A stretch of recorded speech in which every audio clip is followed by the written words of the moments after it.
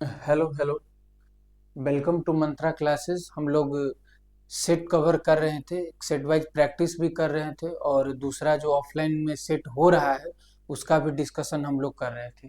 कुछ डिस्कशन अभी छूटा हुआ है जिसको अगले वीडियो में कवर कराया जाएगा। हम सोचे कि थोड़ा सा जो प्रीवियस ईयर पेपर हो चुका है, अभी तक कितना हुआ है, टीआरई 1 से 3 तक 3 सेट हुआ और एक सेट तो कैंसिल वाला था ना। इसका मतलब टोटल कितना सेट है, अभी तक 4 सेट है। तो हम लोग 4 सेट को 4 वीडियो में कवर करेंगे। चारों सेट के लिए एक एक वीडियो आपको दिया जाएगा। अब उस वीडियो को आपको सीधा देखना नहीं है। वीडियो इसीलिए बनाया जा रहा है कि आप जो है क्वेश्चन को पहले खुद बनाइए, जो प्रीवियस ईयर में अभी तक एग्जाम हो चुका है। मान लीजिए कि आज हम बना रहे हैं, इसमें टोटल 20 या 19 क्वेश्चन है। तो अगर 20 क्वेश्चन है तो इस क्वेश्चन को जैसे ही आपके सामने आया तो आप उसको खुद सॉल्व कीजिए। सॉल्व हो गया, बहुत अच्छी बात है। अब आप वीडियो को देखिए तो ये समझना ज्यादा जरूरी है कि हम समय ज्यादा तो नहीं ले लिए सॉल्व करने में 20 क्वेश्चन को। ऐसे ऐसे करके एक एक क्वेश्चन करके सॉल्व करते जाइए ताकि पता चलेगा। इसमें ऐसा नहीं कि पूरा वीडियो चला के देख लिए या फिर सॉल्यूशन लिख लिए, वैसा नहीं करना है। अब देखना है कि हाँ इतना दिन तक हम पढ़ लिए। टीआरई 4 का जब से चर्चा चल रहा है कि वैकेंसी आएगा, उस समय से जितना हम लोग अभी तक कर पढ़ चुके हैं ऑफलाइन बैच में, तो उसमें से पता चलना चाहिए। फिर हम लोग जो सेट डिस्कशन किए उसमें जो क्वेश्चन था उस टाइप से ये इधर मिल रहा है कि नहीं मिल रहा है, ये सब पता चलेगा। इसीलिए हम शुरू में प्रीवियस ईयर नहीं कराए थे और सोचे थे कि 20 से 25 सेट मिनिमम हो जाएगा, उसके बाद प्रीवियस ईयर को लाया जाएगा। तो चलिए आज ये फर्स्ट वीडियो है आपके सामने प्रीवियस ईयर का। स्टार्ट करते हैं फर्स्ट क्वेश्चन से। और ये रेलवे का एक चल रहा है और एक आज और शुरू होगा, फाउंडेशन बैच यहाँ पे शुरू हुआ है मंत्रा क्लासेस में, कॉम्पिटिटिव। और दूसरा कि रेलवे में जो आ चुका है अभी तक जितना प्रीवियस ईयर क्वेश्चन, उसका चैप्टर वाइज भी सेट चालू हुआ है। चलिए स्टार्ट करते हैं हम लोग फर्स्ट क्वेश्चन से कि फर्स्ट क्वेश्चन क्या है। एक व्यक्ति, मैम ध्यान से पढ़िएगा, वीडियो पॉज करिएगा, समझिएगा। ये 19-20 क्वेश्चन खुद से प्रैक्टिस करने में ज्यादा फायदा होगा। फर्स्ट क्वेश्चन है, एक व्यक्ति अंडों की इस प्रकार टोकरी में रखता है कि प्रत्येक क्रमिक दिन पर रखे जाने वाले अंडों की संख्या पहले से टोकरी में मौजूद संख्या के बराबर है। इस प्रकार टोकरी 24 दिन में पूरी भर जाती है। कितने दिनों के बाद टोकरी एक चौथाई भरी होगी। अगर आप पढ़े होंगे यहाँ ऑफलाइन क्लास में भी, तो कितने दिनों में आधी भरेगी, ये सवाल हम लोग प्रैक्टिस कर चुके हैं, अच्छा से हमको याद है।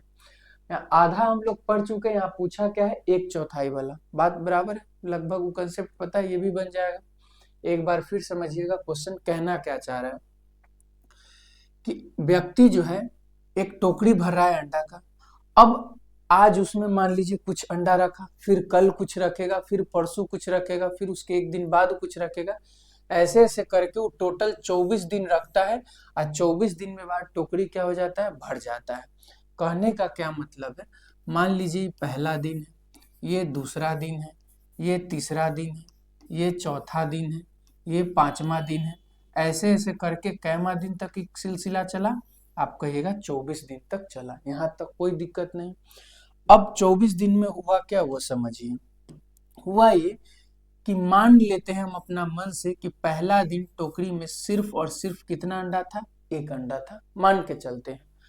अब अगला दिन होता क्या है कि जितना पहले से टोकरी में मौजूद है उतना ही अंडा रख दिया जाता है।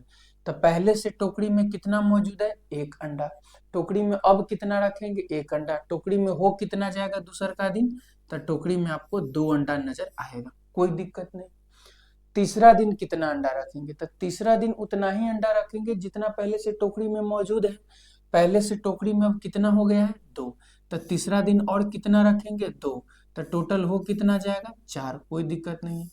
चौथा दिन आइए, पहले से टोकरी में मौजूद कितना है, 4 अंडा।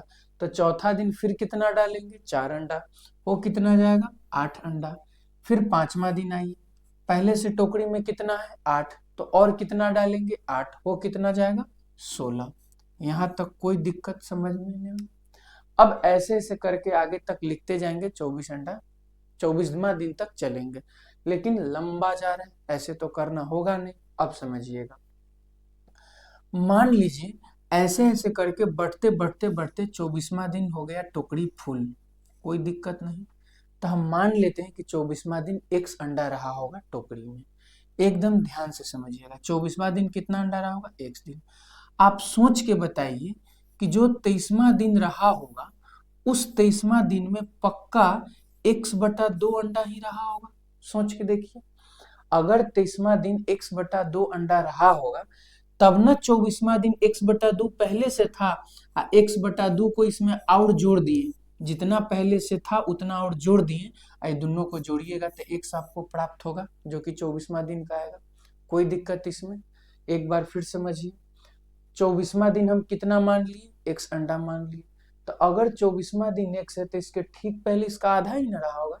जैसे 5वां दिन अगर 16 अंडा है तो चौथा दिन कै गो अंडा है? 8 गो। या फिर कोई कहेगा तीसरा दिन 4 अंडा है तो ठीक पहले दूसरा दिन कितना है? 2 अंडा, मान इसका आधा है। क्या कि हम इधर से उधर दुगुना किए तो उधर से इधर आएंगे तो आधा ही तो होगा। तो हम मान लेते हैं कि 24वां दिन x अंडा है, तो 23वां दिन कितना अंडा रहा होगा? x/2 रहा होगा। 22वां दिन का अगर हमको चर्चा करने का मन करेगा तो इसका आधा रहा होगा, तो x/2 का आधा कितना होता है? आप कहिएगा x/4 होता है। हमसे पूछा क्या है? कितने दिनों के बाद टोकरी 1/4 भरी थी?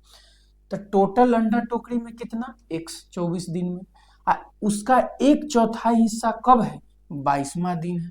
तो हमारा आंसर क्या होगा? Option B 22। कोई दिक्कत इसको समझने में? अब ये क्वेश्चन कोई चैप्टर बेस्ड नहीं पढ़ना है, ये मेंटली अपना सोच के कैलकुलेशन करके बना देना है कि सवाल के हिसाब से। आइए नेक्स्ट क्वेश्चन देखिए, इसको समझने का कोशिश करिएगा। अगर नहीं समझ में आया तो एक बार इसको दोबारा देखिए, एकदम इजी सवाल है, मेंटली सॉल्यूशन होने वाला है। अब पेपर में ये सब करना जरूरी नहीं पड़ेगा, सीधा सोचेगा 24 दिन में पूरा भरा, अच्छा ठीक है, इसका मतलब 23वां दिन कितना भरा होगा? अंडा आधा भरा होगा। 22वां दिन कितना? तो 1/4 भरा होगा। बस इतना ही है। आइए नेक्स्ट क्वेश्चन, क्वेश्चन नंबर 2 देखिए, दो संख्याओं का योग 480।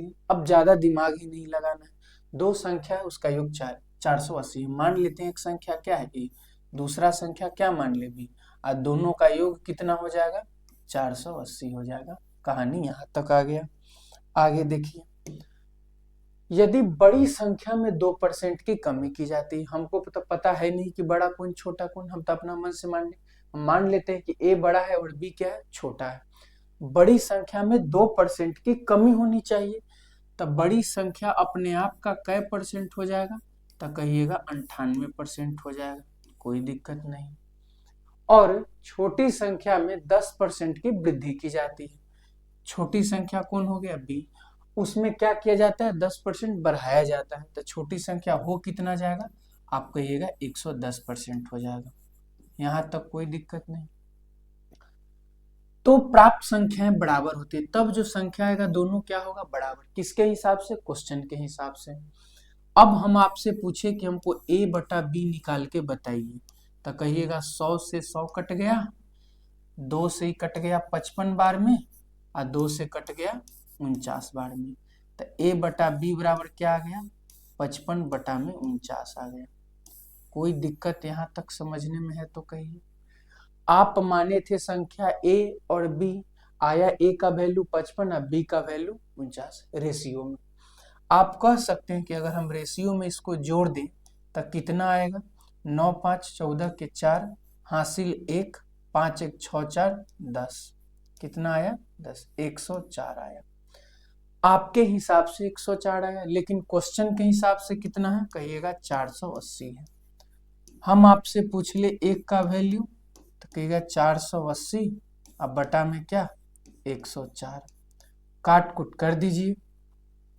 अगर काटेंगे 8 से 8 छक 48, 8 से काटेंगे एक बार में, 8 3 24, 60 बटा क्या आ गया? 13 आ गया। कहिए यहाँ तक अगर कोई दिक्कत है तो। एक का वैल्यू 13 आया, अगर हम आपसे 55 का वैल्यू पूछें, किसका वैल्यू? 55 का, तो कहिएगा 55 का वैल्यू हो जाएगा 55 गुना में 60 बटा 13। अगर हम 49 का वैल्यू पूछेंगे तो कहिएगा 49 गुने 60 बटा 13। पूछा क्या है? बड़ी संख्या। बड़ी संख्या किस कौन है? 55 49 में 55 है, या फिर कहिए कि ए ही तो बड़ी संख्या माने हैं। ए का वैल्यू 55, एक का वैल्यू इतना, तो 55 का वैल्यू इतना। तो गुना कर दीजिए, 6 पछे 30, 0 हासिल 3, 6 पछे 30 और 3 33, एक 0 बैठा दीजिए। अब बटा में क्या 13, 3300 बटा 13, 3300 बटा 13 ऑप्शन नंबर ए आंसर है। दोनों सवाल एकदम बेसिक है, आप सोच के देखिए कि कितना सवाल मतलब कैलकुलेशन था इस सवाल में। ए प्लस बी क्वेश्चन में खुद दिया है 480, ए में कम कर दिए कितना 2%, तो हो कितना गया 98%। बी में बढ़ाए कितना 10%, हो कितना गया 110%। क्वेश्चन के अकॉर्डिंग दोनों क्या हो जाता है, बराबर हो जाता है। ऐसा करने से ए बटा बी का वैल्यू क्या आया, आप कहिएगा 55/49 आया। अगर हम योगफल निकालेंगे कितना आएगा 104, 104 का वैल्यू 480, तो 1 का वैल्यू 60/13, 55 का वैल्यू 3300/13, वही पूछा था। चलिए नेक्स्ट देखिए, क्वेश्चन नंबर 3। लगभग 19 क्वेश्चन में ना आपको एक आध दो क्वेश्चन ही ठीक ठाक नजर आएगा, इतना बेसिक पूछता है। आप मेंटली लेवल समझिए कि आपसे पूछ रहा है, पूरा मैथमेटिक्स पूछ नहीं रहा है आपसे। प्रयागराज महाकुंभ, प्रयागराज से पटना जाने के 5 मार्ग हैं, ठीक है, और 4 मार्ग पटना से कोलकाता जाने के हैं। पटना होते हुए प्रयागराज के कोलकाता जाने के कोलकाता जाने के कितने संभव रास्ते हैं, समझिएगा।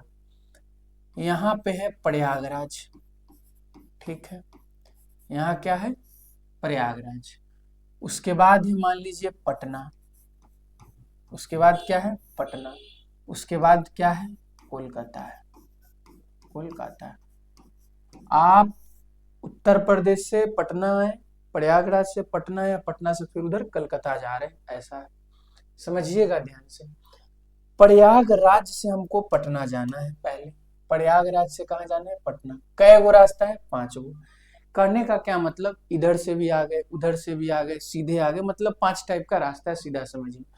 प्रयागराज से पटना जाने के लिए 5 रास्ते, रास्ता नंबर 1, रास्ता नंबर 2, रास्ता नंबर 3, रास्ता नंबर 4, फिर रास्ता नंबर 5। 5 रास्ते हैं जिसके माध्यम से हम प्रयागराज से पटना, हम कोई रास्ता को पकड़ के पटना चले गए, कहां से प्रयागराज से महाकुंभ स्नान करके। अब आगे आइए, और 4 मार्ग पटना से कोलकाता जाने के। अब हमको कहाँ जाना है, पटना से कोलकाता जाना है। अब जब हम पटना पहुंच गए हैं, अब हमको कहाँ जाना है कलकत्ता। अब यहाँ से कलकत्ता पहुंचने, मान लीजिए यहाँ कलकत्ता, कलकत्ता पहुंचने के लिए 1 रास्ते, 2 रास्ते, 3 रास्ते, 4 रास्ते। कितने रास्ता है 4 रास्ता। कह रहा है कि प्रयागराज से कोलकाता जाने के लिए, प्रयागराज से कोलकाता जाने के कितने संभव रास्ते। हमको जाना कहाँ से, प्रयागराज से, कहाँ जाना है कोलकाता जाना है। कई गो रास्ता हो सकता है, एकदम ध्यान से समझिएगा। मान लीजिए कि आप इस रास्ते से शुरू किए, प्रयागराज से आप पटना पहुंच गए, और यहाँ पहुंचने के बाद आप ये वाला रूट फॉलो करके कलकत्ता चल गए। तो एक तरीका हुआ ना आपका, आपका मन है कि हम इसी रास्ते से तो आए हैं पटना, लेकिन हम पटना से कोलकाता ई रास्ता पकड़ के जाएंगे। तो आपके पास एक और विकल्प नजर आ रहा है। आपका मन हुआ कि नहीं, हम पटना तो इस रास्ते से आ गए हैं, लेकिन हम पटना से कोलकाता इस रास्ते से जाएंगे। तो आप कहिएगा चलिए एक और बढ़ गया रूट। फिर आपका मन क्या, नहीं हम इससे आए हैं पटना, लेकिन ये तीनों में से नहीं, हम इससे जाएंगे कोलकाता। तो आपके पास एक और विकल्प बढ़ गया। इसका मतलब टोटल आपके पास नंबर ऑफ वेज माने जाने का तरीका, पहुंचने का तरीका कितना, आप कहिएगा 4।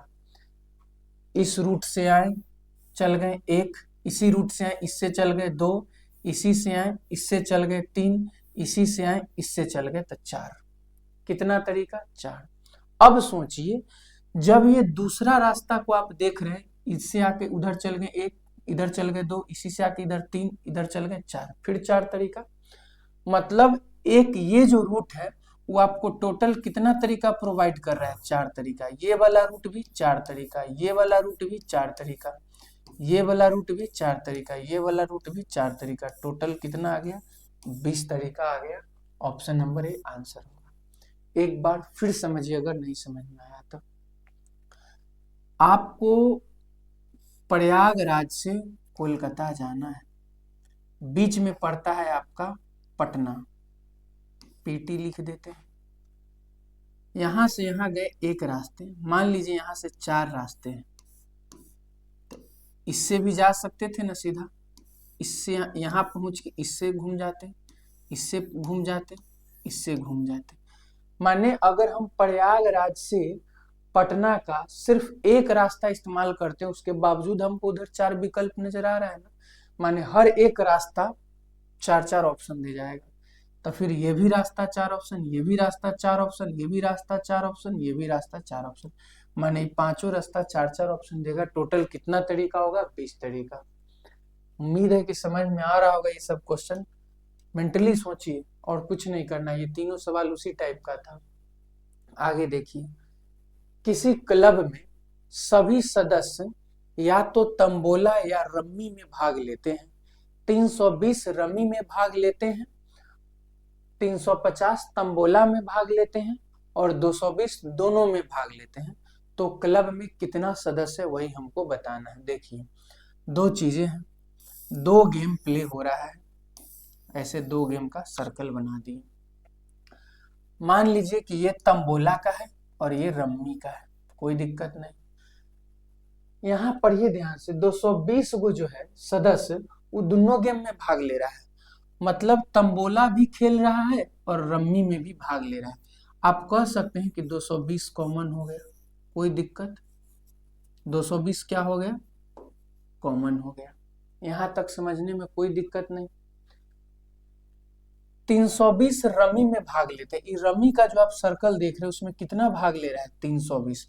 आप कहिएगा ये पूरा सर्कल 320 का है, लेकिन 220 हम लिख चुके हैं, इसीलिए हम इधर सिर्फ और सिर्फ 100 लिख देता, कोई दिक्कत नहीं।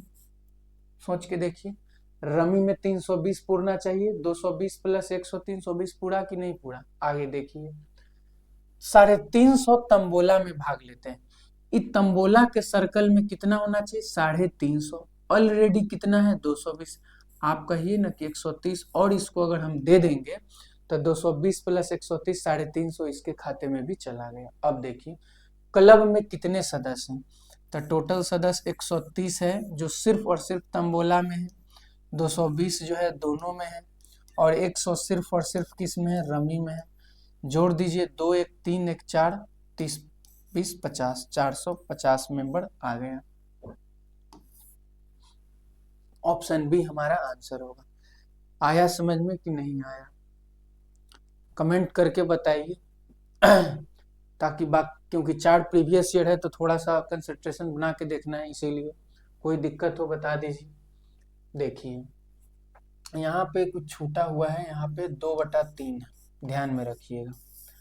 पढ़िए क्वेश्चन, 2 वर्ष पहले ए की आयु के व्युत्क्रम और अब से 2 वर्ष बाद उसकी आयु के व्युत्क्रम का योग 2/3 है, ए की वर्तमान आयु क्या होगी?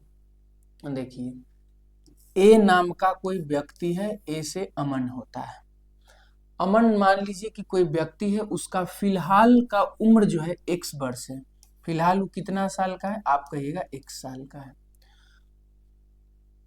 2 वर्ष पहले, 2 वर्ष पहले जब हम जाएंगे, 2 वर्ष पहले जाएंगे तो आप कहिएगा ना कि x - 2 साल का रहा होगा। अभी से 2 साल पहले x - 2 साल का। अभी से हम अगर 2 साल बाद की भी चर्चा करेंगे तो कहिएगा 2 साल इसका उम्र बढ़ जाएगा, तो x + 2 साल का हो जाएगा, कोई दिक्कत नहीं। आगे समझिए, 2 वर्ष पहले ए की आयु के व्युत्क्रम, अब व्युत्क्रम माने क्या? उल्टा, तो x - 2 का उल्टा क्या होगा? 1/x - 2 होगा, ठीक है। अभी से 2 वर्ष बाद उसकी आयु के व्युत्क्रम, माने अभी से 2 वर्ष बाद x + 2 है ना, तो इसका व्युत्क्रम क्या हो जाएगा? 1 में x + 2 हो जाएगा, का व्युत्क्रम का योग 2/3 है। ये दोनों का जो योगफल है ना वो क्या है? 2/3,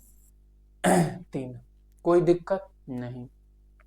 आगे देखिए, एलसीएम ले सकते हैं कि नहीं ले सकते हैं दोनों का? x - 2 इंटू में x + 2 हो जाएगा, भाग लगा ये खत्म हो जाएगा, उधर बचेगा x + 2, अब प्लस में x - 2, अब बराबर में क्या होगा? 2/3। 2 से 2 खत्म हो जाएगा, बचेगा क्या ऊपर में? 2x, नीचे क्या बचेगा, ए प्लस बी इंटू ए माइनस बी दिख रहा है, मतलब ए स्क्वायर माइनस में बी स्क्वायर। अब बराबर में क्या, 2/3। 2 से 2 दोबारा हमको दिख रहा है कि काट दे, आ गया ये। इधर बना देते हैं बाकी, क्रॉस गुना करिएगा तो हो कितना जाएगा 3x। अब बराबर में क्या हो जाएगा, एक्स स्क्वायर माइनस में 4, एक्स स्क्वायर माइनस 3x अब माइनस में 4 बराबर में क्या, 0। अब द्विघात समीकरण को सॉल्व करिए। एक तो बेसिक तरीका है कि 4 को ब्रेक करके 3 पुराना है, अब बाकी आप वैसे करके कॉमन लेके सॉल्व कीजिए, लेकिन एक और तरीका है, 4 को ब्रेक करेंगे और 3 पुराना है, तो हम लिख सकते हैं माइनस में 4 और प्लस में 1, तब -4 + 1 -3 पूरा रहा है ना। एक्स स्क्वायर के कोफिशिएंट में क्या है, कुछ नहीं तो क्या था 1, तो 1 से क्या दे दीजिए, भाग दे दीजिए। अब चिन्ह माइनस है तो इसको काट दीजिए, इसको कर दीजिए प्लस, ये प्लस है तो इसको भी काट के कर दीजिए इसको माइनस, तो ये हो जाएगा क्या, प्लस में 4 और इधर हो जाएगा माइनस में 1। एक्स का यही दोनों वैल्यू आएगा, शॉर्टकट है, बाकी आप जैसे जानते हो वैसे सॉल्व करिए। तो एक्स का मान 4 आया और -1 आया। पूछा क्या, एक ही वर्तमान है, किसी एक ही वर्तमान में वैल्यू किसका आया, एक्स का। आप एक्स माने किसको है, वर्तमान उम्र को, तो किसी का उम्र -1 वर्ष हो सकता है, नहीं हो सकता है, इसका मतलब ये तो संभव ही नहीं है। तो होगा आंसर क्या, +4 माने 4 वर्ष उसका वर्तमान आयु है। कोई दिक्कत नहीं, एक बार फिर समझिए। मान लीजिए कि ए का वर्तमान उम्र x वर्ष है, 2 साल पहले इसका उम्र कितना रहा होगा, अगर अभी 10 है तो 2 साल पहले 10 - 2 माने 8 साल का रहा होगा। तो अभी अगर x साल का है तो 2 साल पहले x - 2 साल का, अभी अगर x साल का है तो अभी से 2 साल बाद x + 2 साल का हो जाएगा। क्वेश्चन के हिसाब से ये दोनों उम्र का उल्टा करिए, उल्टा करिए और जोड़ दीजिए तो 2/3 आना चाहिए। जोड़ घटाव किए, x का मान क्या आया, एक आया +4, एक आया -1। -1 तो संभव है नहीं, तो संभव कौन है, 4। तो x का वैल्यू 4, इसका मतलब उसका वर्तमान उम्र कितना आ गया, 4 आ गया। आइए नेक्स्ट क्वेश्चन नंबर 6, के किस मान के लिए समीकरण निकाय x - ky बराबर 2 और 3x + 2y बराबर -5 का एक अनूठा हल है। समझिएगा, एक कंडीशन होता है अनूठा हल माने क्या, एक हल या फिर कहिए अद्वितीय हल, कुछ भी लाइन हो सकता है। यहाँ पे 10th का क्वेश्चन है ये। एक हल, अपरिमित रूप से अनेक हल पड़े होंगे और कोई हल नहीं भी पड़े होंगे, उसके लिए कंडीशन क्या है, a1/a2, b1/b2 और c1/c2, यही ना है। बराबर इधर भी बराबर लगेगी, यहाँ भी बराबर नहीं, यहाँ भी बराबर नहीं, दूसरा कंडीशन। तीसरा, इधर बराबर है, इधर बराबर नहीं, यही तीनों कंडीशन है दो चर वाले रैखिक समीकरण में पढ़ना। तो उसमें से पूछा क्या, अनूठा हल माने अद्वितीय हल। अद्वितीय हल का क्या कंसेप्ट है, जब a1/a2 b1/b2 बराबर क्या नहीं होना चाहिए, यही कंडीशन है। अब इधर बराबर नहीं तो यहाँ का यूज ही नहीं है, यहीं पे सेकेंडरी लाइन में के है, बी के जगह के है, तो इधर का हम यूज नहीं करेंगे तो कोई इशू ही नहीं है उधर का। अब समझिए, अब डायरेक्ट क्या आपको ध्यान में रखना है कि अगर अद्वितीय हल मतलब सिर्फ एक हल का जैसे ही चर्चा करेगा तो हम क्या कहेंगे कि a1/a2 जो है b1/b2 के बराबर नहीं होना चाहिए, ऐसा होना चाहिए। मतलब a1 x के कोफिशिएंट में क्या है 1, a2 x के कोफिशिएंट में क्या है 3, is not equal to b के कोफिशिएंट मतलब y के कोफिशिएंट में क्या है वही होगा b, तो माइनस के, अब बटा में b2, y के कोफिशिएंट में क्या है 2, क्रॉस गुना करेंगे तब माइनस के इज नॉट इक्वल टू क्या 6, के माइनस को उधर भेज दे तब के इज नॉट इक्वल टू क्या 6। यहाँ तक समझ में आया कि नहीं आया, तो के बराबर क्या निकल के आया, थोड़ा सा गलत हो गया लगता है, सॉरी, क्रॉस गुना करेंगे -3 के होगा ना, -3 के, एक सेकेंड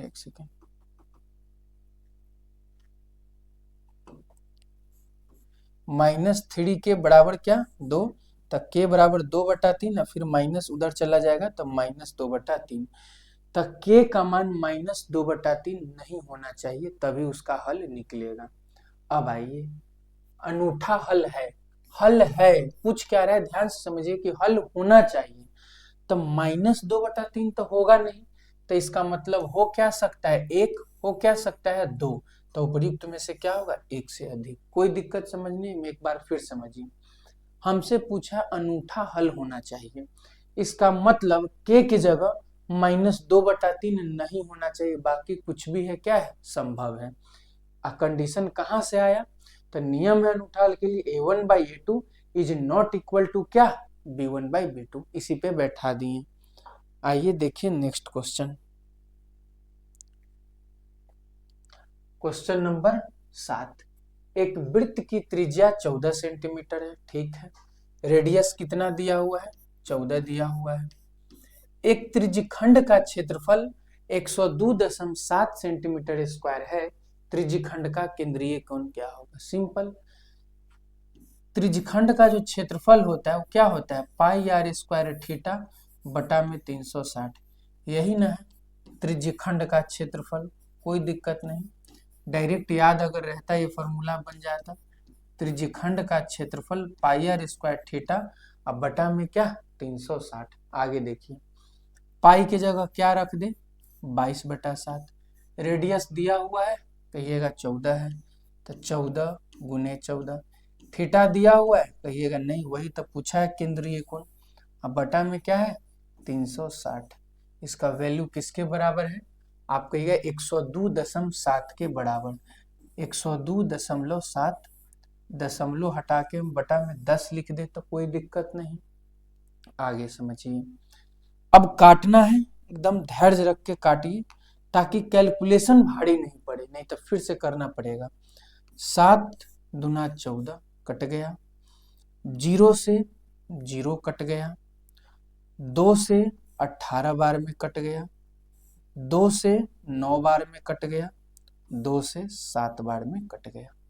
22 सते 154 होता है, इधर 9, इसका मतलब है 1027 में गुना होगा किससे, 9 से। अब बटा में क्या आ जाएगा, आप कहिएगा 22 और गुना में क्या 7, इधर क्या बच गया, थीटा बच गया। यहां तक एकदम इजी कैलकुलेशन है। अब समझिएगा, 22 11 के मल्टीपल में आता नहीं है, आता नहीं है तब पूरा पूरा आंसर कटेगा नहीं, इसका मतलब अप्रोक्स में आंसर हमको लगता है कि दिया हुआ होगा, पूरा कट ही नहीं रहा, 11 के टेबल में है ही नहीं। समझिएगा, अप्रोक्स में हम लोग भी काटते हैं, थोड़ा सा देखिए। 9 सते कितना होगा, 63 का 3 हासिल 6, 9 दूना 18 6, 24 का 4 हासिल 2, 9 एकम 9, अब बटा में क्या है 22 गुना में 7। 7 से इसको काट सकते हैं, कटे या नहीं कटे, काट के देखिए, काहे कि कट तो इसे भी नहीं रहा था, आंसर अप्रोक्स में ही लगाना पड़ेगा। काटिएगा, 7 से कितनी बार में कटेगा 9, 1 बचा कितना 2, 22 हो जाएगा। 7 21 बचा कितना 1, 7 दूना कितना 14, बचा कितना 3, कटेगा नहीं, 0 बैठा देते हैं। अब बटा में क्या लिख दे 22, ये एडजेक्ट नहीं है, इसको अगर एडजेक्ट आप करें ऐसे चिन्ह दीजिए, हम लगभग में लिखे होंगे, एक्यूरेट नहीं। 7 से पूरा पूरा कट ही नहीं रहा था, कम पड़ जा रहा था, लेकिन लगभग मान लीजिए थोड़ा बहुत कम पड़ रहा था, 3-4 और रहता था कट जाता, इसीलिए इतना मान लीजिए। अब 22 छक्का 132 आप सुने कि नहीं सुने, तो लगभग कितनी बार में कटेगा, तो आप कहिएगा लगभग 60 बार में कटेगा। आंसर 60 के आसपास होगा, 60 से थोड़ा कम या थोड़ा ज्यादा। आंसर 60 45 30, आप क्या मारिएगा 60 अप्रोक्स मारिएगा, और कुछ नहीं करना इसमें।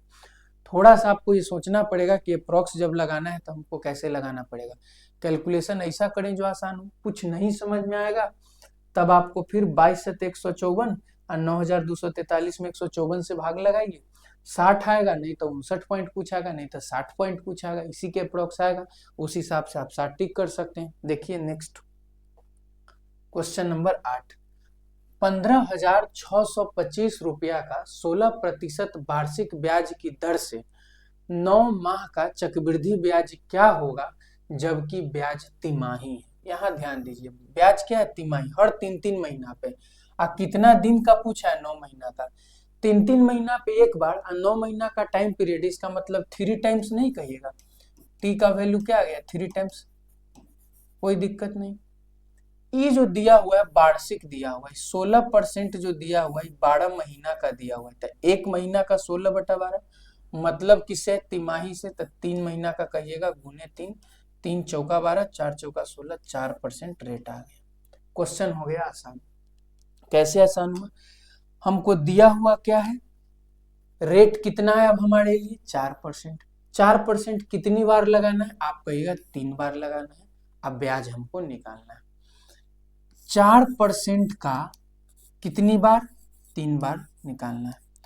तो एक तो हो गया कैलकुलेशन करते रहिए, दूसरा शॉर्टकट के लिए क्या आता है, सक्सेसिव मेथड आता है।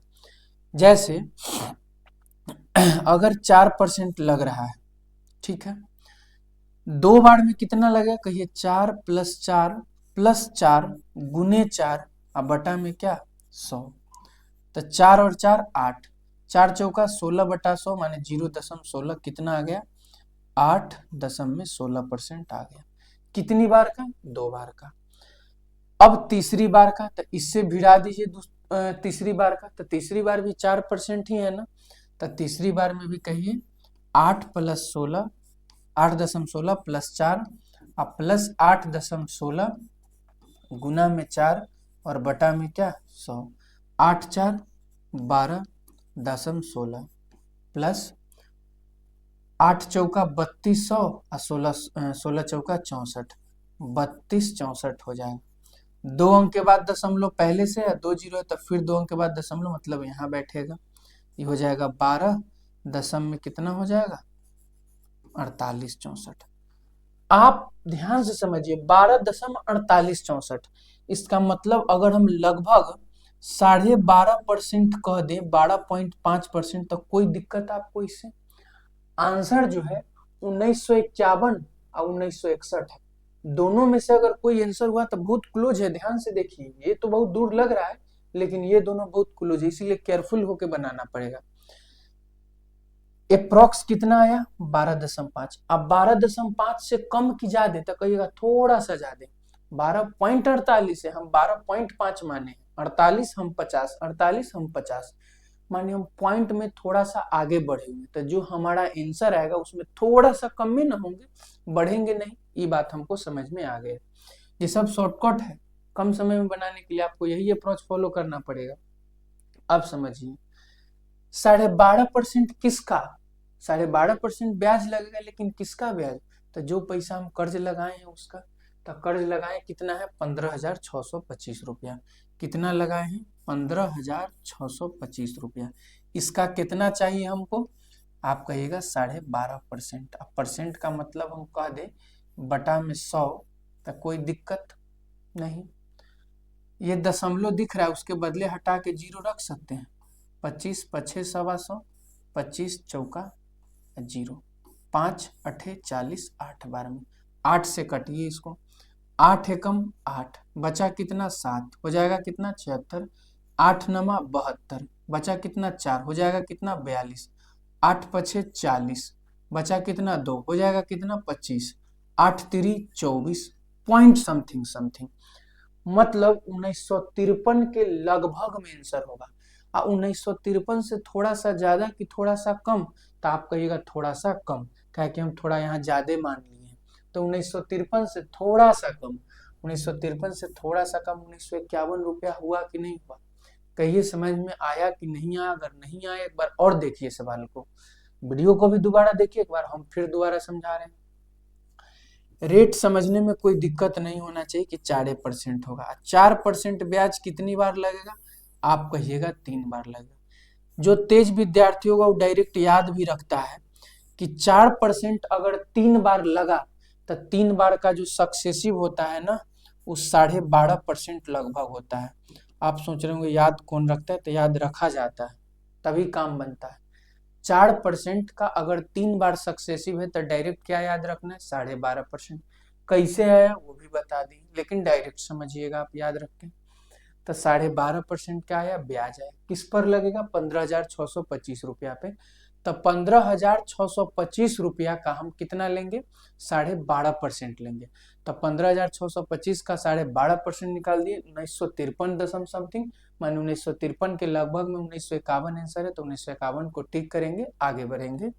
क्वेश्चन नंबर 9, यदि समीकरण 3 के एक्स स्क्वायर माइनस 25 के एक्स प्लस के प्लस 8 बराबर 0 के मूलों का गुणनफल 3 हो तो के है।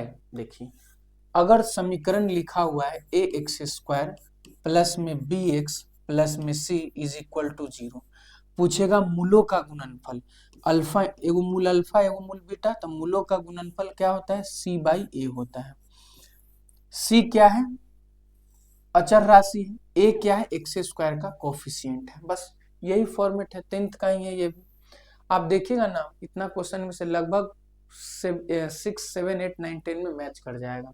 आगे देखिए, अब यहाँ देखिए ए कौन होगा, आप कहिएगा एक्स स्क्वायर का कोफिशिएंट होगा, तो सी बाई ए ना, तब बटा में तो हम समझ गए कि 3 के होगा, सी बाई ए कॉन्स्टेंट, एक्स का मल्टीपल ये होता है ना मानक समीकरण में, अब बच गया सो क्या, अचर राशि, तो अचर राशि पूरा हो जाएगा, तब के प्लस 8। ज्यादा इसे लिखा हुआ है, क्या है पता है, कंफ्यूजन क्रिएट करने के लिए। क्या आप सोचे कि हम तो पढ़ के आए हैं अल्फा इंटू बीटा बराबर सी बाई, ये 3 गो टर्म होता है, लेकिन यहाँ 4 गो टर्म है।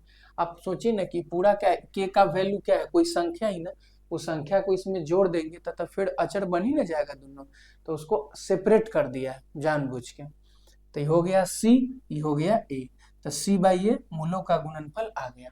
अब क्वेश्चन के हिसाब से क्या दिया हुआ है, 3 दिया हुआ है, क्रॉस गुना करेंगे, के प्लस 8 बराबर है 3 तिया 9 के, 9 के में से के घटेगा, हो जाएगा कितना, 8 के, बराबर में क्या 8, तो के बराबर 8/8 माने क्या, एक क्या हो जाएगा आंसर।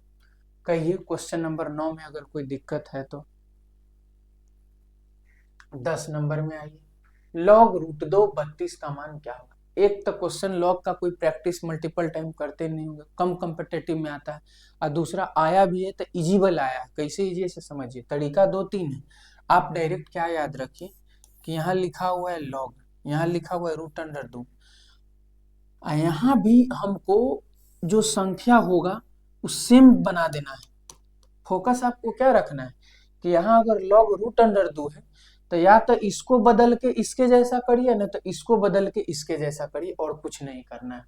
जैसे यहाँ पे क्या लिखा हुआ है, 32 लिखा हुआ है, हम इसको लिख सकते हैं लॉग रूट अंडर 2, इस 32 को क्या लिखेंगे, 2 के पावर में 5, कोई दिक्कत नहीं।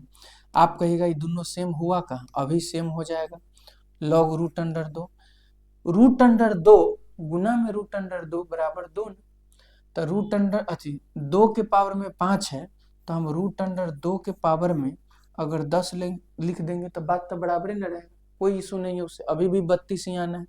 अब मैच हुआ कि नहीं हुआ, इसको क्या लिखा जाता है, 10 इधर चला आता है, 10 लॉग क्या हो जाएगा रूट अंडर 2, बेस में क्या है रूट अंडर 2, मैच हो गया, ये वाला क्या होता है आंसर 10, क्या हो जाएगा आंसर 10। सीधा याद रखना है और कुछ नहीं करना, बस दोनों को बराबर करना है, जैसे ही बराबर हुआ काम खत्म हो गया। आगे देखिए 11 नंबर क्वेश्चन, एक समकोण त्रिभुज की ऊंचाई इसके आधार से 6 सेंटीमीटर कम है, यदि अतिभुज मतलब कर्ण, अगर मान लीजिए कि एग्जाम में कर्ण नहीं दिया हुआ है, ठीक, अतिभुज ही सिर्फ लिखा हुआ है, तो आप घबराइएगा कि अतिभुज तब पढ़वे नहीं कि अक्सर नहीं पढ़े होंगे अतिभुज, लेकिन नहीं, इंग्लिश में तो क्वेश्चन अवेलेबल है ना, वहां तो हाइपोटेनस लिखल होगा ना, तो इसीलिए वहां जाके एक बार देखिएगा इंग्लिश वाला क्वेश्चन में।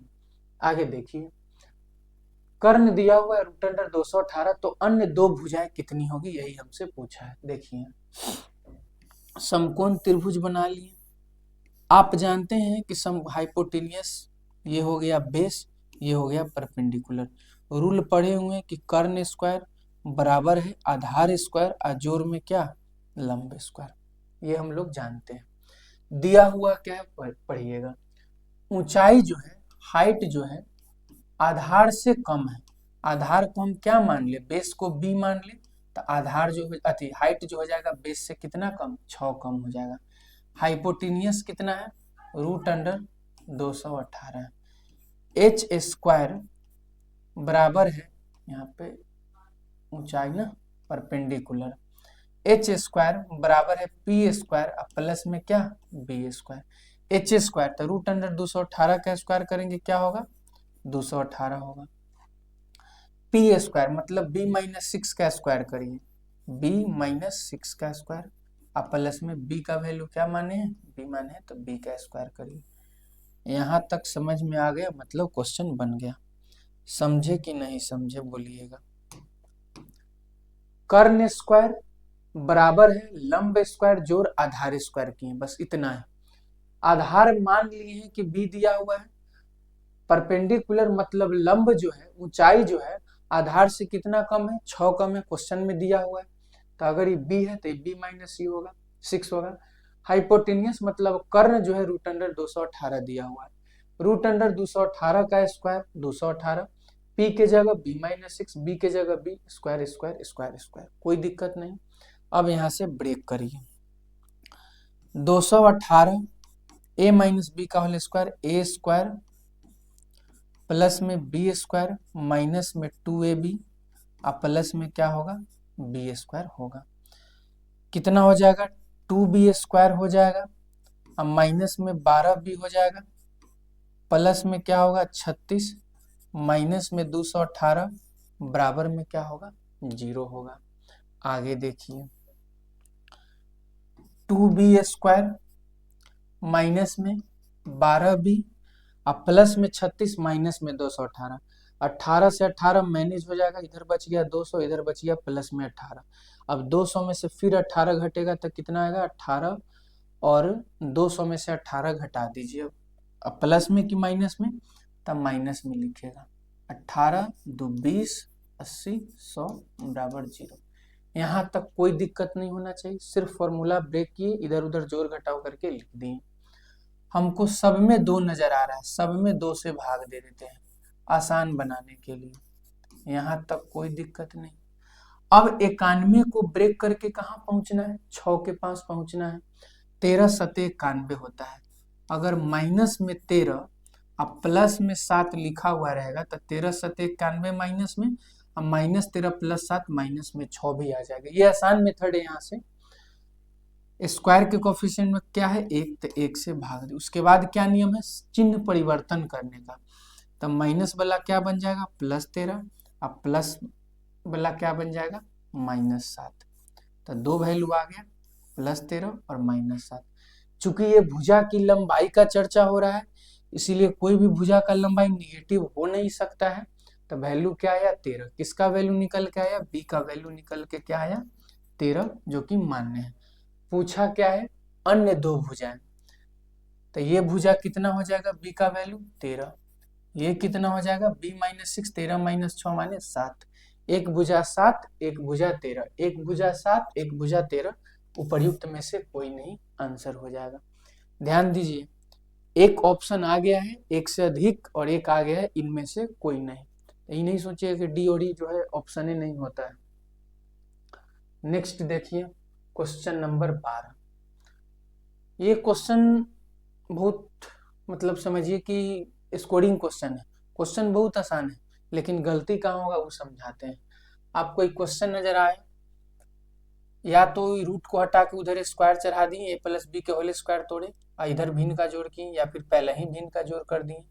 बनाते हैं देखिए दोनों को भिन्न का जोड़ करेंगे लघुत्तम कितना होगा 169, ऊपर क्या चला जाएगा 169, इधर क्या बचेगा 27, इसमें क्या लगा हुआ है रूट, अब बराबर में क्या है 1 प्लस एक्स बटा में क्या 13, 169 में 27 जोड़िए कितना होगा 196 बटा में क्या है 169, इस पे क्या है रूट बराबर है 1 प्लस में एक्स बटा में 13, 196 माने 14, 169 माने 13, रूट से बाहर आ गया बात खत्म, 1 प्लस में x बटा में 13, 14 बटा 13 में से 1 को घटा दीजिए, 14 बटा 13 माइनस में 1 बराबर है x बटा में 13, 14 बटा 13 13 लघुत्तम लेंगे फिर क्या आ जाएगा 1 बटा में 13, क्या आएगा 1 बटा 13 अब बराबर में क्या है x बटा में 13, 13 से 13 कट गया तो x बराबर क्या होगा 1, क्या होगा आंसर।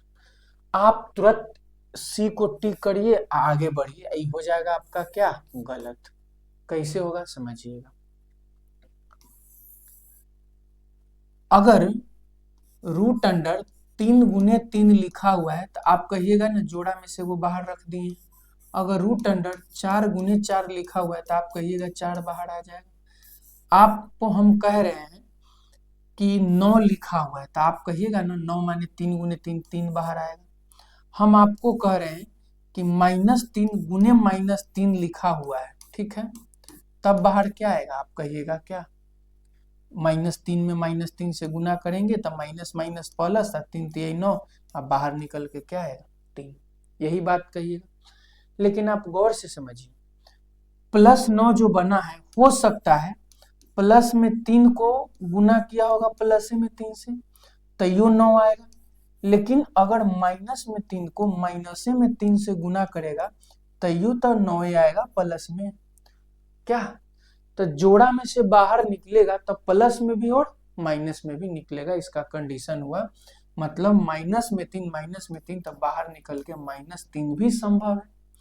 उसी प्रकार से अगर हम आपसे यहाँ पूछ लें तो कहिएगा कि 14/13 जो हम लिखे हैं इसके साथ ही साथ -14/13 भी तो संभव है कि नहीं संभव है? ये भी तो बराबर हो सकता है 1 + x/13 के। -14/13 -1 हो जाएगा, एक उधर चला गया, x/13 कितना हो जाएगा -27/13, 13 से 13 कट जाएगा, x बराबर आ जाएगा क्या -27। इसका मतलब आंसर होगा उपर्युक्त में से एक से अधिक। कोई दिक्कत इस सवाल को समझने में? उपर्युक्त में से एक से अधिक मतलब आंसर जो है -27 भी पॉसिबल है और 1 भी पॉसिबल है। तो इस बात को थोड़ा सा आपको पैसेंस बना के वहां देखना होगा, घबराना नहीं होगा कि ऑप्शन ऑलरेडी अवेलेबल रहेगा एक। टिक करिए, आगे बढ़िए, कॉन्फिडेंस में रहिए, आंसर किएगा तब पता चलेगा कि क्या हुआ है। सो आगे आइए क्वेश्चन नंबर 13 में। किसी धातु के ठोस गोले की त्रिज्या 3 सेंटीमीटर है, इसमें 4 मिलीमीटर व्यास, समझिएगा एकदम गौर से, 3 सेंटीमीटर यहाँ मिलीमीटर, यही सब नंबर। अभी पिछला क्वेश्चन देखिए वो भी एक स्कोरिंग था, बाकी बच्चा सब क्वेश्चन बनाया, वो क्वेश्चन बहुत कम बनाया होगा। आप सोच के देखिए कितना से सिली मिस्टेक हुआ होगा। इस क्वेश्चन में भी अगर आप इस सेंटीमीटर और उधर मिलीमीटर को भूल जाइएगा ना तैयो सॉल्व करिएगा ना, शुरू बार में तो ऐसे ही सॉल्व करिएगा तैयो आंसर लग हो सकता है आ जाएगा, या फिर आपको नहीं आएगा तो कहिएगा कि इनमें से कोई नहीं, ऐसा होगा ही और हुआ भी है, आप एकदम ध्यान में रखिए। इसीलिए आपको मतलब कंट्रोल करके रखना है। व्यास 4 मिलीमीटर व्यास का कितना लंबा तार खींचा जा सकता है, समझिएगा। ये है गोला, ठीक, आप पन्नी जलाएं, अब पन्नी जला के मान लीजिए वो गोला तैयार किए, और कोई पन्नी जला के बड़ा सा इसे तार बना रहा है, तो वही बात यहाँ कह रहा है कि इसको पिघला के ऐसे लंबा तार बनाना है। बना लिए तार जो होगा, मान लीजिए तार आपको दिख रहा होगा, थोड़ा सा ये तार दिख रहा होगा, तो ये तार अगर ऐसा है तो तार कितना भी आप पतला लीजिए उसको कहिएगा ना कुछ उसका व्यास होगा ना, कुछ सर्कल बनाएगा ना, गोलाकार होगा कि ना। और तार को किस शेप में आप कहिएगा, बेलनाकार कहिएगा कि शंकुकार कहिएगा कि घनाकार कि घनाभाकार, आप कहिएगा तार ऐसे लंबा, बेलन के आकार का नहीं होता है तार, तब बिल्कुल तार कैसा होता है, बेलनाकार होता है। तो इस फॉर्म से हमको इस फॉर्म में जाना है, मतलब क्या, आयतन को क्या करना है, बराबर करना। इतना प्रैक्टिस जो हुआ है अभी प्रीवियस ईयर के अलावा जो सेट चला उसमें, कि अगर वॉल्यूम बराबर करने का जो कंडीशन होता है वो कब होता है, जब हम बराबर करते हैं किसको, मटेरियल को, ई मटेरियल से दूसरा मटेरियल को बनाना है। इसका मतलब क्या बराबर, आयतन बराबर करना है, वॉल्यूम बराबर करना है, वही काम यहाँ करना है। अभी धातु के ठोस गोला से ही कुछ बनाना है ना, तो आपके पास मटेरियल है कितना, तो आप कहिएगा जितना आयतन उतना मटेरियल। तो गोला का आयतन 4/3 पाई, पाई का मतलब 22/7 गुना में r³ रेडियस के पावर में 3, और रेडियस कितना है 3 सेंटीमीटर, तो 3 × 3 × में 3, एक 3 से एक 3 कट गए, यहाँ तक कोई दिक्कत नहीं है। अब समझिए जो मटेरियल है हमारे पास उसी से क्या बनाना है, तार बनाना है। और ताड़ का भी आयतन बराबर होगा। और ताड़ होता कैसा है, बेलनाकार। अब बेलन का आयतन आप कहिएगा ना पाई आर स्क्वायर और एच, तो रेडियस का स्क्वायर। रेडियस क्या है, तो 4 मिलीमीटर व्यास है, तो रेडियस जो हो जाएगा, रेडियस जो हो जाएगा 2 मिलीमीटर होगा कि नहीं होगा, तो आप कहिएगा बिल्कुल होगा। लेकिन हमको तो मिलीमीटर में रखना नहीं है, किस में जाना है, सेंटीमीटर में। कैसे भाग दे, 10 से भाग दे, तो पाई आर स्क्वायर, इसका मतलब 2/10 गुना 2/10 गुना में क्या, एच। ये हो गया तार का आयतन, बेलन का आयतन, कोई दिक्कत नहीं। इसी मटेरियल से ना उसको बनाए हैं, तो दोनों क्या होगा, बराबर होगा, कोई दिक्कत नहीं यहाँ तक। अब समझिए, वॉल्यूम को कर दिए बराबर। अब काटा पिटी मचा दीजिए, 22/7 22/7। अब कटेगा, 2 दूना 4 है उधर, इधर 4 उड़ गया, 3 तिहाई 9, 10 दहाई 100, क्रॉस गुना करेंगे कितना आएगा इधर, 900। अब बराबर में क्या, एच, किसमें, सेंटीमीटर में, तो एच बराबर आप क्या कहिएगा कि सर 9 मीटर हो गया। ऑप्शन ए हमारा आंसर होगा, कोई दिक्कत नहीं। अगर मान लीजिए कि आप 4 का 4 लेके चलते हैं, तो आप कटता, आपसे नहीं कटता, 4 4 रहता, तो 4 से 4 कटता, एगो 4 बढ़ जाता। हाँ, इसका मतलब सीधा आंसर मारते आप क्या, इनमें से कोई नहीं। तो ये दोनों क्वेश्चन एक अलग लेवल का हो गया, क्वेश्चन एकदम आसान लेकिन कंसेप्ट बेस्ड हो गया। नेक्स्ट देखिए, एक फर्नीचर विक्रेता को 30 कुर्सी बेचने पर 6 कुर्सियों के विक्रय मूल्य के बराबर हानि होती है, उसकी प्रतिशत हानि क्या है। हानि जो है प्रतिशत में बताना है। देखिए, बहुत प्रैक्टिस कर चुके हैं इस टाइप का सवाल। लॉस कब होता है, आप खरीदे कम में बेच दिए, माने विक्रय मूल्य कम है किससे, क्रय मूल्य से, तो क्रय मूल्य माइनस विक्रय मूल्य बराबर क्या होता है, लॉस होता है। कोई बड़ा फॉर्मूला नहीं, कितना बड़ा पढ़ चुके होंगे। अब समझिए, बेचता कितना है, 30 कुर्सी को। मान लीजिए कि एक कुर्सी को एसपी रुपया में बेचता है, एक कुर्सी को कितना में बेचता है, एसपी में, तो 30 कुर्सी को कितना में बेचेगा, आप कहिएगा 30 गुने एसपी में, कोई दिक्कत नहीं। 30 गो कुर्सी कब बेचेगा, जब उसके पास 30 गो कुर्सी रहा होगा। एक कुर्सी कितना में खरीदा होगा, आप कहिएगा सीपी रुपया में, तो 30 गो कुर्सी को कितना में खरीदा होगा, 30 गुने सीपी में। इतना में खरीदा, इतना में बेचा, माइनस का चिन्ह लगा दीजिए, इधर लगा दीजिए बराबर। ये क्या है, लॉस, हानि। हानि कितना हुआ है, 6 कुर्सियों के विक्रय मूल्य के बराबर हानि हुआ है। एक कुर्सी पर अगर मान एक कुर्सी का विक्रय मूल्य एसपी है, तो 6 कुर्सी का विक्रय मूल्य कहिएगा ना 6 एसपी होगा। ठीक इतना ही हानि हुआ है कि नहीं हुआ है, तो हानि बराबर क्रय मूल्य माइनस विक्रय मूल्य। बस ई लाइन समझ गए, काम खत्म। 30 एसपी को उठा के इधर लाइएगा, तब बन जाएगा 36 एसपी। अब बराबर में क्या हो जाएगा, 30 सीपी हो जाएगा। अगर हम एसपी अब बटा में सीपी निकाल लें, तब हो जाएगा 30 बटा में 36। कभी कभी यहाँ भी देखें ऑफलाइन में कंफ्यूजन सबको कहाँ हुआ है बैच में, कि उसको समझे में नहीं आया कि पहले एसपी लिखे। पहले आप जो माने वो लिखिए ना, उससे मतलब ही नहीं है। एसपी लिखे तो सीपी इधर आया, तो 30 उधरे रह गया, 36 इधर से उठ के चल गया। जैसे आ रहा है वैसे लिख दीजिए। आपका माने कि हम सीपी बटा एसपी लिखें, तो 30 उठ के उधर चल जाता, बात खत्म। काटिए, 6 पछे 30, 6 आए 36, कितना आएगा, 5 बटा में 6।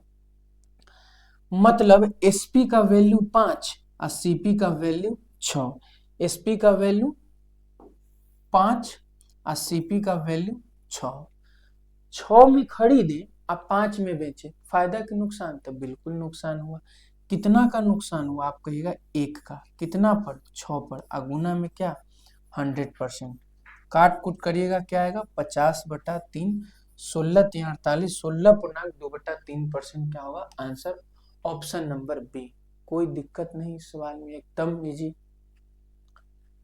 समय लेके बता रहे हैं इसलिए वीडियो थोड़ा सा लॉन्ग है।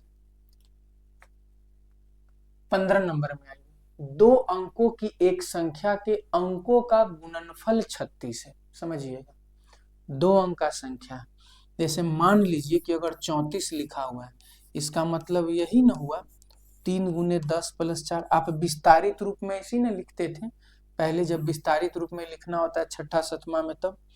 चलिए समझिएगा, छोड़िए इसको, समझिएगा। हम मान लेते हैं कि संख्या जो है ए बी रहा होगा, ऐसा दो अंक का संख्या है कि नहीं। इसका मतलब है कि 10A प्लस में क्या बी, यही तो संख्या है, कोई दिक्कत नहीं है। दो अंकों की संख्या के अंकों का गुणनफल 36 है। इस संख्या में अंक ए और बी है ना, तो अंक का गुणनफल माने ए गुने बी जो है कितना है, आप कहिएगा 36 है। ठीक है, संख्या में से 45 घटा दें। ये जो संख्या देख रहे हैं, इस संख्या में से अगर हम 45 को घटा दें तो अंक आपस में बदल जाते हैं। घटा दीजिएगा ना तो अंक बदल जाएगा। कहने का मतलब हम आपको कैसे कहें कि जैसे 36 है, 36 में से मान लीजिए कि हम घटा दिए 10, तो आएगा कितना 24। लेकिन क्वेश्चन के हिसाब से क्या है कि जब 34 में से 10 घटाते हैं ना तो 34 का उल्टा कितना होता है 43। तो इस टाइप का कुछ बच रहा है, क्वेश्चन कह रहा है, हम नहीं कह रहे हैं, वैसा ही हमको बताना है। चलिए देखिए,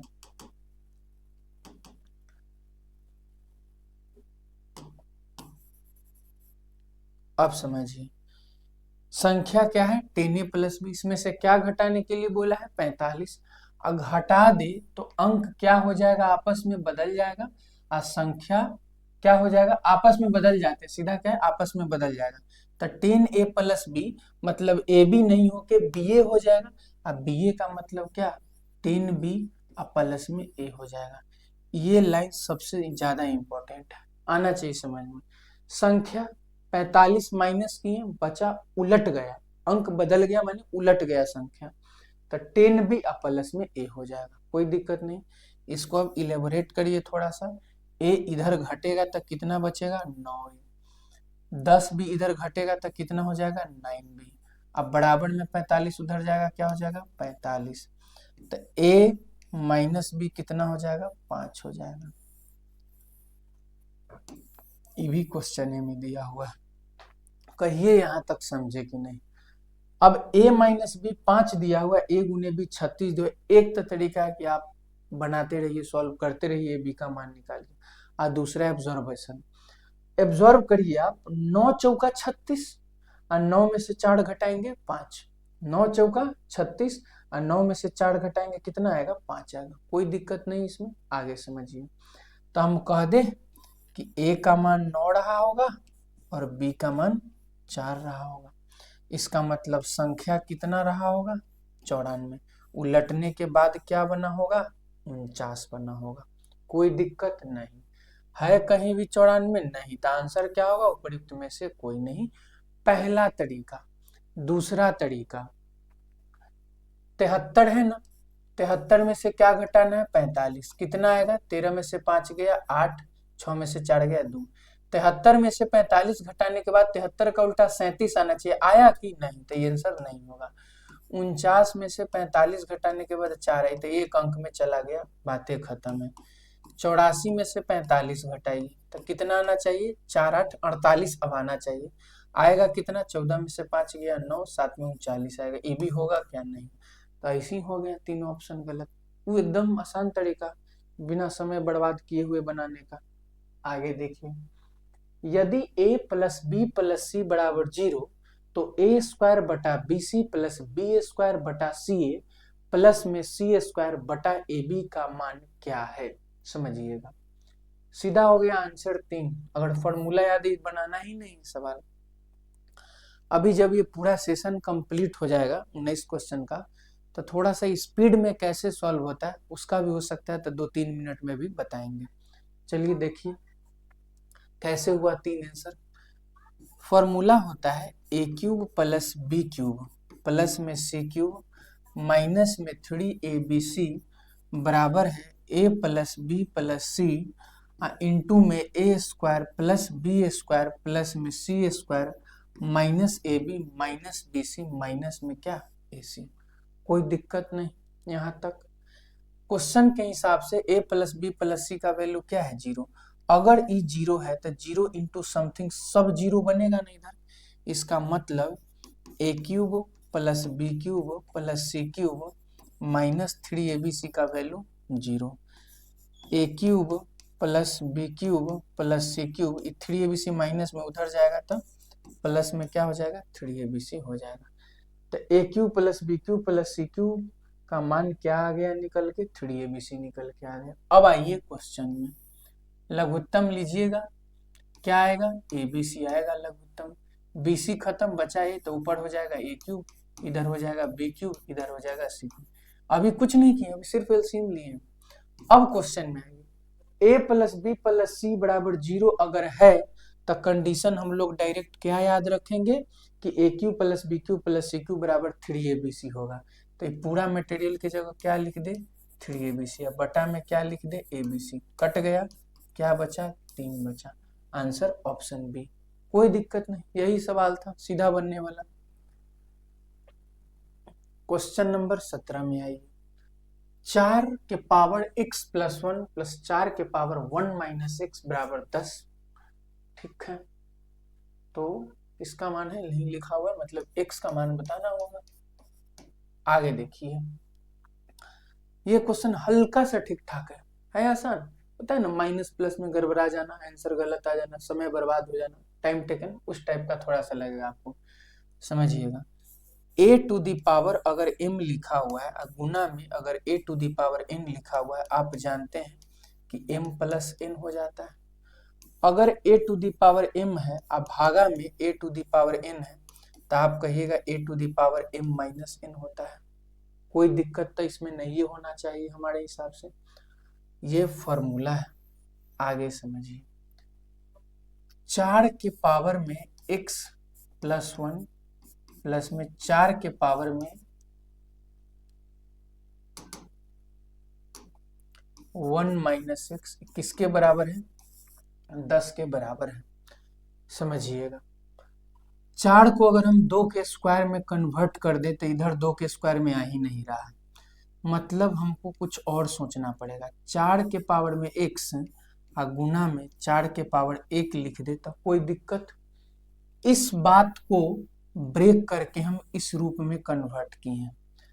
4 के पावर x गुने 4 के पावर x तो 4 के पावर x प्लस 1, बात खत्म। आगे देखिए, प्लस का प्लस 4 के पावर में क्या हो जाएगा 1 गुना में 4 के पावर में अगर हम लिख दें माइनस एक्स तो ये कोई दिक्कत नहीं। कोई कह रहा है फॉर्मूला कहा गया, वही बात पड़ेगा, घबराना नहीं, अभी उसको ऐसे भी लिख सकते हैं। 4 के पावर 1 गुना में 4 के power minus 1, A to the power m गुना में A to the power n, m plus n ना, तो 1 में माइनस एक्स को जोड़िएगा तो वही बात ना आएगा। या फिर अगर हम आपको वैसे लिख ही दें, देखिए अगर इस बात को हम ऐसे लिख दें, इस बात को ऐसे लिख दें 4 के पावर x, 4 के पावर 1 अब बटा में 4 के पावर x, तब बेस बराबर है तब पावर भागा में तो कहाँ हो जाएगा माइनस में, तो 1 माइनस एक्स। कोई दिक्कत नहीं यहाँ तक। ये सब किसके बराबर है 10 के बराबर है। अब समझिएगा ध्यान से, हम 4 के पावर 1 इधर माने 4, 4 के पावर 1 माने 4, 4 इधर भी है 4 इधर भी, हम कॉमन ले ले तो कोई दिक्कत, तब बचेगा 4 के पावर x और प्लस में 1 बटा में 4 के पावर x, अब बराबर में क्या बचेगा 10। कोई दिक्कत नहीं। अब इस फॉर्मूला को थोड़ा मिटा दे, जगह रहेगा इनफ सॉल्व करने के लिए। देखिए आगे समझिए, 4 के पावर x प्लस में 1 बाई 4 के पावर x, अब बराबर में क्या हो जाएगा 10 बटा में 4, 2 पछे 10, 2 दूनी 4, मतलब डायरेक्ट लिख सकते थे हम लोग 5 बटा 2 आएगा इसका वैल्यू। लेकिन हमको जाना तो x के पास है, अभी तक कुछ नहीं आया x के फॉर्मेट में, लेकिन सॉल्व करके ये प्लस माइनस का झंझट हम लोग खत्म कर लिए। अब द्विघात समीकरण बनाना चाह रहे हैं हम अपना मन से।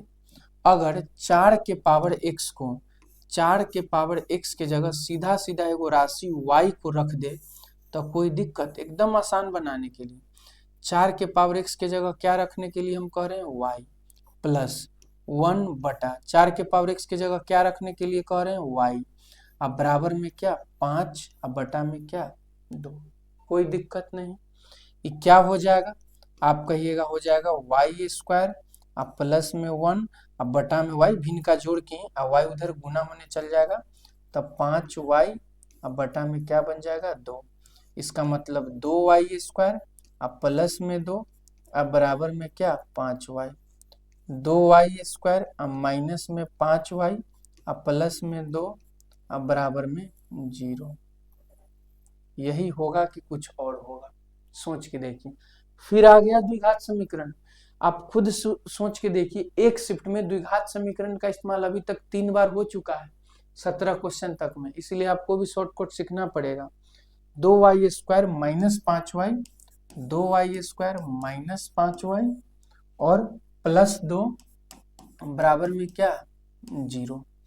2 दूना 4, 4 को ब्रेक करके कहाँ पहुंचाना है 5 के पास, माइनस में 4, अब माइनस में 1 लिख दें, तब -4 गुने -1 प्लस 4 पुड़ ही रहा है, अब -4 -1 -5 पुड़ है, कोई दिक्कत नहीं।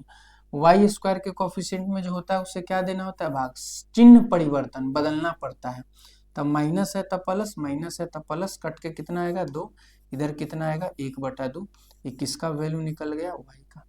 वाई का कितना वैल्यू हम लोग निकाले, 2 वैल्यू, एक वैल्यू 2 आया और एक वैल्यू 1/2 आया। अब समझिएगा, हम माने किसको है y, 4 के पावर x बराबर क्या y, तो 4 के पावर x बराबर में y का वैल्यू कितना है 2। एक और कंडीशन ले लीजिए, तो 4 के पावर x बराबर y और y का वैल्यू क्या है 1/2, दोनों बात लिखिए। 4 के पावर x माने 2 के पावर क्या 2x, अब बराबर में क्या 2, कुछ नहीं है तो 1 लगा दे पावर में, 2 बेस बराबर है ना, तब पावर भी क्या होगा बराबर, तो 2x का वैल्यू 1, तो x का वैल्यू क्या होता है 1/2 होता है। x का वैल्यू क्या होता है 1/2, तो x का वैल्यू 1/2 तो आएगा ही आएगा। इधर देखिए 4 के पावर x को हम 2 के पावर 2x, 1/2 को 2 के पावर -1 लिख दे, कोई दिक्कत, तो 2x का वैल्यू किसके बराबर होगा -1, तो x का वैल्यू किसके बराबर होगा -1/2 के बराबर, -1/2 के बराबर, उपर्युक्त में से एक से अधिक हमारा आंसर होगा। हम समझ में आया कि नहीं आया, एकदम सही लेवल का सवाल था, थोड़ा सा आपको जो है करना पड़ेगा प्रैक्टिस। सवाल इजी, बशर्ते क्या है कैलकुलेशन बढ़ते बढ़ते बढ़ते जा रहे हैं, एक स्टेप बस इम्पोर्टेंट अगर है ना तो हमारे हिसाब से यहाँ पे है कि ये थोड़ा सा हो सकता है कि आप सोच नहीं पाए, तो आप सोच लीजिएगा, प्रैक्टिस रहेगा, पता चल जाएगा कि कंफ्यूजन लग रहा है यहाँ से जोड़ घटाव करने में। ये 4 के पावर x को एक ही मटेरियल मान लेते हैं और उसका वैल्यू निकाल के इसके बराबर रख देंगे, बस। आगे आइए क्वेश्चन नंबर 18 में। नहीं समझ में आया एक बार फिर पॉज करिए, मतलब बैक करिए, फिर वीडियो को देखिए, तब समझ में आएगा। x³ - 3x² + x + 2 को एक बहुपद gx से विभाजित करने पर भागफल और शेष क्रमशः इतना इतना है, तो gx का मान क्या होगा। देखिए भाग किससे लगा रहे हैं, gx से लगा रहे हैं, किस में लगा रहे हैं, x³ माइनस में 3x² अब प्लस में x प्लस में 2 से भाग लगा रहे हैं। भागफल कितना आ रहा है, आप कहिएगा x² माइनस में x ना, माइनस में x और प्लस में 1 आ रहा है, ठीक है। अब देखिए शेषफल कितना आ रहा है, आप कहिएगा कि माइनस का 2x और प्लस का 4 आ रहा है, कोई दिक्कत इसमें। क्या आया हमको, रिमाइंडर आया, ई क्या आया, क्वोशंट आया, भागफल आया। एक बात हमको बताइए, एग्जाम्पल लीजिए, एकदम आसान सवाल है ये सब सवाल जो है, 20 सवाल में समझिए 15-16 सवाल का कोई अच्छी नहीं, वैल्यू ही नहीं है, इस टाइप का सवाल है। मान लीजिए कि हम भाग लगा रहे हैं 23 में 7 से, कितनी बार जाएगा 3 बार जाएगा, क्या आएगा 21, शेषफल कितना 2। अगर हम कहें कि हमको 23 निकालना है तो कहिएगा ना 7 गुने 3 सतिया 21 अब प्लस में 2, यही ना रूल है। ये होता है क्या, भाजक भाज्य भागफल शेषफल, यही रूल है। 23 बराबर क्या होता है तो कहिएगा 23 बराबर 7 गुने 3 अब प्लस में क्या 2, यही ना रूल होता है। तो इसी के माध्यम से ना वो भी बनेगा, दूसरा तो माध्यम आएगा नहीं। मतलब ये पूरा मटेरियल एक्स क्यूब माइनस में 3x स्क्वायर प्लस में x और प्लस में 2 बराबर हो जाएगा ये दोनों का गुणनफल। तो गुणनफल तो है नहीं, gx का वैल्यू पता, तो gx सीधे करना दीजिए इनटू में क्या x square minus x plus में 1, अब प्लस में किसको जोड़िएगा शेषफल का, शेषफल क्या है माइनस का 2x और प्लस का क्या है 4 है। बोलिए यहाँ तक समझ रहे हैं कि नहीं समझ रहे, एकदम भाग है भाग है, इसको लिख दी, डाटा बड़ा है x है y है दिस डेट, कुछ नहीं सोचना है, जो भाग का प्रोसेस है वो भाग का प्रोसेस कर दिए। इधर एक मटेरियल उधर एक मटेरियल बीच में प्लस में, सब प्लस में माइनस है तो माइनस है 2x और प्लस प्लस प्लस है 4, ये पूरा बात को उठा के इधर लाने में तो कोई दिक्कत नहीं होगा। तो एक्स क्यूब माइनस में 3x स्क्वायर और प्लस में x और प्लस में 2 माइनस 2x इधर आएगा प्लस 2x, 4 प्लस में इधर आएगा माइनस में 4, अब बराबर है g इंटू एक्स और इंटू में क्या है एक्स स्क्वायर माइनस एक्स और प्लस में 1 है, कोई दिक्कत नहीं। एक्स क्यूब का एक्स क्यूब लिख दीजिए, माइनस में 3x स्क्वायर, ठीक है, प्लस में x और प्लस में 2x, तब प्लस में कहिएगा कि 3x हो जाएगा, प्लस में 2 और माइनस में 4 तो कहिएगा माइनस का 2 हो जाएगा, आई बराबर हो जाएगा gx इंटू में एक और क्या बात लिखा हुआ है x square minus x plus में 1 लिखा हुआ है। यहाँ तक तो इधर उधर करते आ रहे हैं, अब समझिएगा, इधर बता दी थोड़ा सा हम,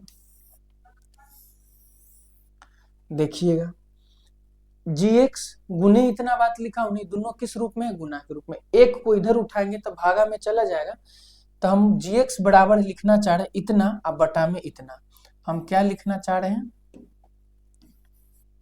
gx बराबर है एक्स क्यूब माइनस में 3x स्क्वायर अब प्लस में 3x माइनस में 2, तो बटा में क्या हो जाएगा एक्स स्क्वायर माइनस में x अब प्लस में 1, बस आ गया आंसर। gx का वैल्यू ने निकालना है इतना बटा इतना आंसर होगा। अब आप सोच रहे हैं कि कितना लिखे हम, आंसर ऑप्शन तो ऐसा है नहीं, तो आप इतना में इतना से भाग दीजिए, आप भाग देना सीख चुके हैं ना कि नहीं सीख चुके हैं, तो जब इतना में इससे भाग दीजिएगा तो इसी के मल्टीपल में आएगा ना, तो +2 है ना, तो आ जाएगा x माइनस का 2 आ जाएगा, क्या आ जाएगा x माइनस का 2 आ जाएगा, बस बात खत्म, कोई दिक्कत नहीं। और नहीं पता है तो यहाँ से भाग लगा दीजिए, भाग लगाना कोई यहाँ से बड़ी बात है नहीं, पहले तो हमको सीधा दिख रहा है कि x बार में ही जाएगा, तब ना एक्स स्क्वायर से एक्स क्यूब बन जाएगा, और जब x बार में लगा रहे होंगे हम भाग को तो इधर x गुने एक्स एक्स स्क्वायर हो जाएगा, तो इधर हो जाएगा 2x स्क्वायर, इसलिए एक बार 2 से भी लगाना पड़ेगा, x माइनस 2 आंसर हो गया। अब बहुत सा भाग प्रैक्टिस किए रहे थे ना, तो हम डायरेक्ट यहाँ से अपना जोड़ घटाव कर लिए, आप भी वैसे ही कर पाइएगा। समझे कि नहीं समझे, क्वेश्चन नंबर 18 एक बार फिर देखिए, gx से भाग लगा रहे हैं, इसमें भागफल इतना आया शेषफल इतना आया, इसका मतलब अगर हम इसका मान निकालना चाह रहे हैं तो कहिएगा इतना गुने इतना प्लस में इतना, कोई दिक्कत नहीं, तो इतना गुने इतना कर दी, आप प्लस में शेषफल को जोड़ दी, आप बराबर में बिचला को उठा के लिख दिए भाज्य को, माइनस 2x प्लस 4 को इधर बुला लिए तो इधर इतना बच गया। अब जोड़ घटाव किए, इतना मटेरियल निकल के आया यहाँ से यहाँ लेके यहाँ तक, अब ये बराबर हो गया इतना के, कोई दिक्कत नहीं, ये गुना में है तो इधर आ गया किस में भाग में, गुना में है तो किस में आ गया भाग में, अब इतना बटा इतना माने भाग देना है, भाग दिए माइनस 2 आ गया gx का मान, तो आंसर क्या हो गया ऑप्शन नंबर सी, कोई दिक्कत नहीं। क्वेश्चन नंबर 19 में आइए, 18 हो गए, 19 देखिए, एक खिलौना एक शंकु के आकार का है, ठीक है, खिलौना किसके आकार का है शंकु के आकार का है,